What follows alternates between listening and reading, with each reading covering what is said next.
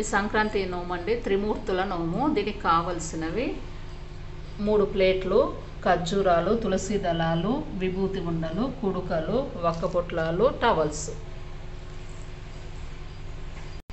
త్రిమూర్తుల నోము అండి, ఖర్జూరాలు బ్రహ్మదేవుడికి సంబంధించింది. 13 ఖర్జూరాలు పెట్టుకోవాలి. నేను చూపెట్టడానికి కాబట్టి 2 పెట్టుకున్నాను. ఈ బ్రహ్మకు సంబంధించిన దాంట్లో 2 కుడుకలు, 13 ఖర్జూరాలు పెట్టుకోవాలి.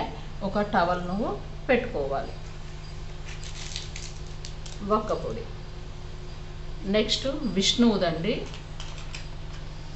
దీంట్లో తులసి దళాలు 13 వేసుకోవాలి. నేను 2 చూపెడుతున్నాను, మీరు 13 వేసి నమ్ముకోవాలి. 2 కుడుకలు, ఒక టవలు, వక్క పొడి.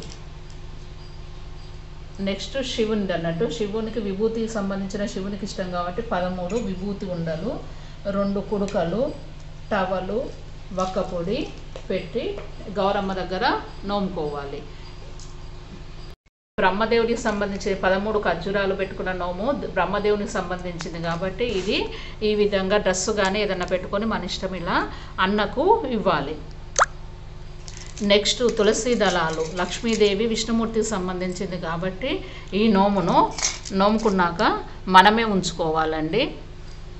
నెక్స్ట్ విభూతి ఉండలు శివునికి సంబంధించింది, శంకరునికి సంబంధించింది కాబట్టి 13 విభూతి ఉండలు, కుడుకలు పెట్టి నోముకొని టవలు ఒక్క పొడి పైన పెట్టుకొని ఇది మన తండ్రికి ఇవ్వాలండి.